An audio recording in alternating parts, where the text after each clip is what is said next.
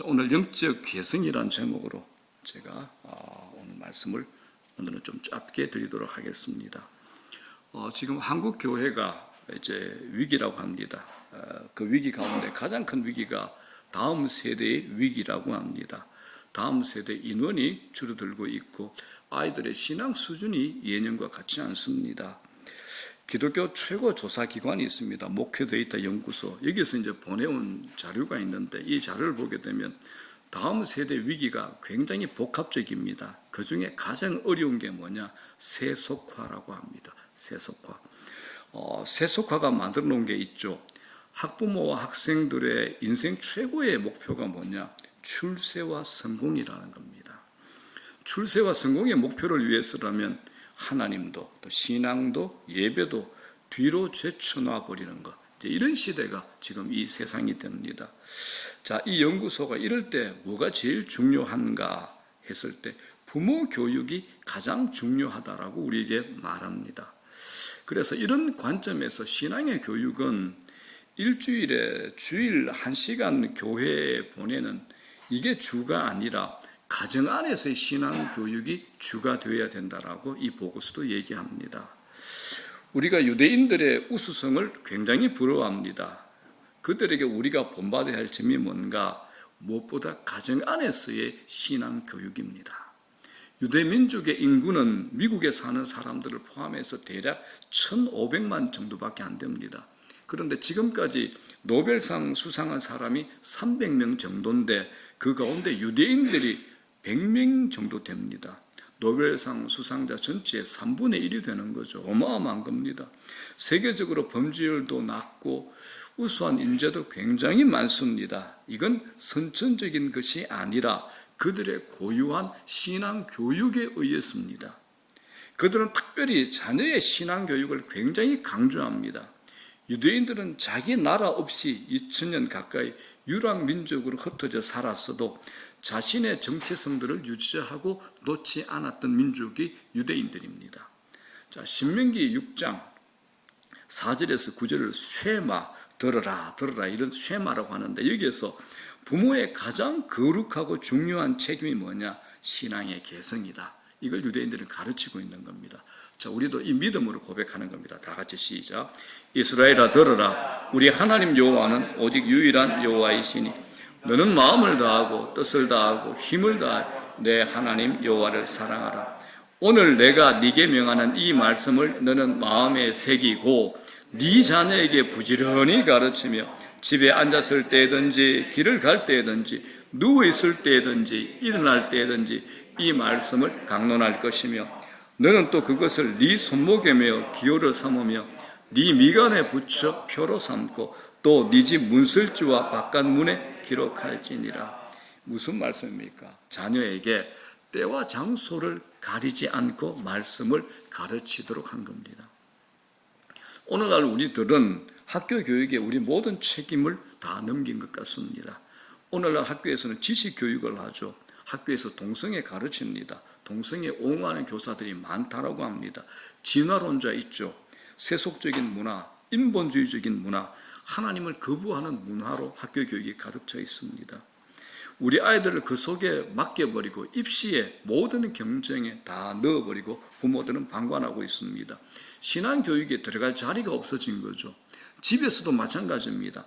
신앙교육과 입시교육에서 신앙교육은 늘 뒷전으로 밀려납니다. 부모도 출세와 성공, 그것을 자녀들도 그대로 받아들이고 있는 실정입니다.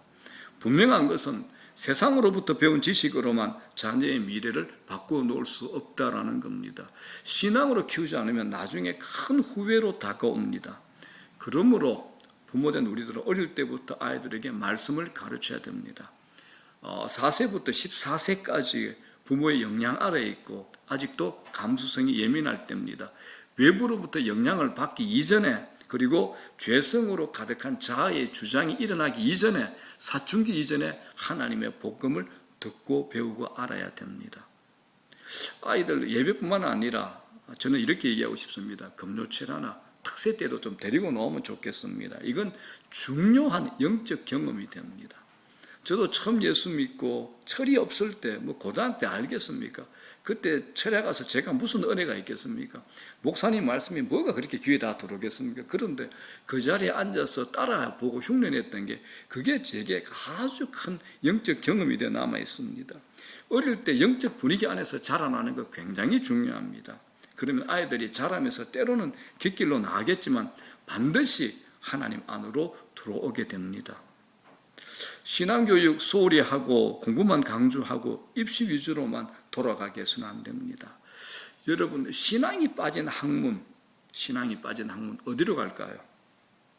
경쟁을 통해서 성취하고자 하는 욕망밖에 없습니다.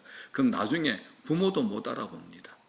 오직 성공, 오직 성취, 이 욕망밖에 안 남은 겁니다. 자기밖에 모르고 자기만을 위해 사는 사람으로 바뀌는 겁니다. 하나님 말씀 가르치셔야 됩니다. 하나님 말씀 가르쳐야 됩니다. 이게 부모의 신성한 의무입니다. 이게 신적인 의무가 되는 겁니다. 자녀는 부모로부터 가장 많은 영향을 받습니다. 자녀들이 부모로부터 성경을 배운다면 이거 최상입니다. 그래서 저희 교회가 준비하고 있습니다. 쉽게 성경 일독을 할 수 있는 프로그램을 저희 교육자에서 준비하고 있습니다.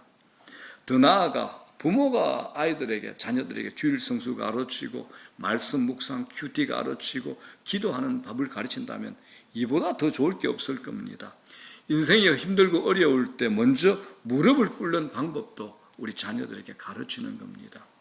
부모로부터 예수 그리스도가 누구인지를 전해 듣고 복음을 이해하고 복음을 받아들이는 이것보다 더 놀라운 축복이 어디 있겠습니까?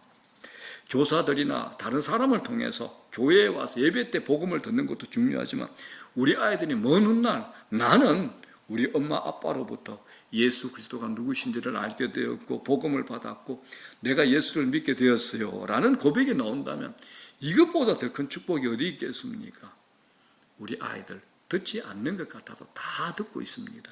그러니 우리는 계속 말해줘야 되는 겁니다. 부모는 신앙인으로서 정체성과 기준을 자녀들에게 알려줘야 됩니다. 부모가 희미하면 자녀는 어떻게 될까요? 더 희미해집니다. 부모의 역할은 보여주는 겁니다. 부모가 먼저 하나님을 잘 믿으셔야 됩니다. 우리 아이들 다 압니다. 우리 엄마 아빠 하나님을 진짜 믿는지 믿지 않는지 믿는 척 하는지 우리 아이들 다 압니다. 보지 않는 것 같지만 우리 아이들 다 보고 있다라는 겁니다. 우리 모두가 모든 한국교회가 다음 세대 걱정합니다. 멋진 슬로건이고 표어죠. 다음 세대, 다음 세대. 맞습니다. 틀리지 않습니다. 그런데 제가 가까이 들어가서 보니까 다음 세대를 걱정할 것보다 사실 진짜 걱정할 대상은 1세대, 바로 우리들입니다. 부모가 신앙으로 신실하면 아이들은 보고 배우고 따라합니다. 부모의 모습 가정에서 숨길 수 없잖아요. 아이들에게는 의로움과 깨끗한 양심이 있습니다. 도덕적인 삶에 있어서는 어른들보다 훨씬 더 감수성이 예민하죠. 그러니까 조그마한 위선도 말을 안 할 뿐이지 아이들은 금세 알아차립니다. 부모의 말과 행동의 불일치, 이건 아이들에게 치명적이죠. 아이가 예수를 믿지 못하도록 못을 박아버리도록 하는 것, 이건 뭐냐? 부모의 위선입니다. 제가 이렇게 다투고 싸우는 교회를 많이 경험했습니다. 그런데 다투고 싸우는 교회, 그 가정의 아이들 지금 거의 대부분 신앙생활 안 합니다. 교회 안 나갑니다. 부모도 할 얘기가 없습니다. 자기들이 아이들에게 보여준 게 있으니 부모도 할 얘기가 없는 겁니다. 신앙에 대해서 말할 것도 없고 하나님에 대해서 강조할 것도 없는 그런 가정이 되어버린 겁니다. 부모 책임입니다. 우리 책임이라는 겁니다. 자녀들에게 우리 모습이 어떻게 비춰지는가 살펴봐야 됩니다. 부모의 위선, 믿음의 대를 끊어버립니다. 제가 제자 훈련하는 모든 가정들에게 얘기합니다. 여러분들에게 제일 큰 저주가 뭐냐? 영적인 믿음의 대가 끊어지는 것, 그거 제일 큰 저주다라고 얘기합니다. 그것보다 더 큰 저주가 어디 있겠습니까? 아무리 세상적으로 성공해도 영원히 구원을 받지 못한다면 그걸 성공이라고 할 수 있겠습니까? 그건 저주죠. 제가 아는 어느 권사님, 자신이 젊었을 때 굉장히 고생했다, 굉장히 힘들게 살았는데 아이들에게 신앙교육만은 양보하지 않았던 분입니다. 그런데 같은 구역에서 집안이 넉넉해서 아이들 공부 잘하는 것만 자랑하는 그런 가정들이 있었는데 정말 그 집 아이들 공부 잘해서 대기업으로 미국으로 또 영국으로 그렇게 다 잘 나갔습니다. 그런데 지금 만나서 한 달에 한 번씩 만난답니다. 만나서 얘기를 들어보면 처음에는 자랑하는데 나중에는 늘 기가 푹 죽고 탄식하는 어둠의 마음을 느낀답니다. 왜? 자녀들이 하나님이 없다라고 한답니다. 자녀들이 하나님 어디 있어요라고 얘기한답니다. 그런데 떨어져 있고 부모들이 나이가 늙어버리는데 영적 권세가 없는데 말이 통하겠습니까? 얼마나 아프겠습니까? 탄식과 슬픔밖에 없는 겁니다. 자녀들에게 어떤 유산이 최고 유산인가? 신앙의 유산이 최고 유산입니다. 신앙의 유산이 최고 유산이 되는 겁니다. 자녀가 나를 통해서 예수 그리스도를 만나고 하나님 백성이 되며 참된 백성이 되었다면 아무것 안 줘도 됩니다. 하나님이 그의 아버지가 되시는데요. 하나님이 그의 기업이 되시는데요. 하나님이 그의 인생을 책임지실 것이 분명하기 때문입니다. 여러분, 아무리 능력 있는 부모라도 부모는 한계를 느낍니다. 아무리 능력이 있어도 부모는 한계를 느끼게 되어 있습니다. 부모가 언제까지 책임질 겁니까? 언제까지요? 책임질 수 없는 것들이 더 많습니다. 인생의 가장 중요한 부분들 부모가 책임 못 집니다. 자녀들이 대학교 들어가면 부모한테 얘기 안 하잖아요. 안 보이는 게 너무 많습니다. 책임은 누가 지는가? 하나님만이 지실 수 있습니다. 그러므로 부모된 우리에게 제일 중요한 것 영적인 개성입니다. 영적인 개성입니다. 내 믿음이 내 자녀에게 개성될 것인가? 내가 믿었던 하나님이 내 자녀에게도 하나님이 될 것인가? 이거 고민하셔야 됩니다. 영적 대가 끊긴다는 것, 이것보다 안타까운 것 없습니다. 우리 가정도 마찬가지고 교회적으로도 영적 개성이 최고의 이수가 될 겁니다. 과연 우리 자녀들이 믿음을 개성받고 있는가? 이게 부모의 막중한 사명입니다. 이게 부모의 최고의 사명이고 책임이 될 겁니다. 여러분, 내 자녀, 내 꿈을 이루어낼 한을 푸는 도구로 사용하면 안 됩니다. 하나님께 맡겨야 되는 거죠. 한 아이에게 하나님께서 심어놓으신 그 가능성의 꽃이 활짝하고 피어날 때 그 아이의 영혼 안에서 어떤 일이 벌어질지 우리는 상상할 수 없습니다. 하나님께서 서시는 아이가 되는 겁니다. 사랑하는 여러분, 자녀들을 통한 하나님의 놀라운 계획이 성취되도록 부모된 우리는 날마다 기도하고 가르치고 또 인내하면서 무엇보다도 신앙에 성숙한 그리스도인의 모습으로 자녀들의 앞선 세대로서의 책임을 지고 믿음 생활하시는 저와 여러분 다 되기를, 부모들 되기를 주의 이름으로 축원합니다.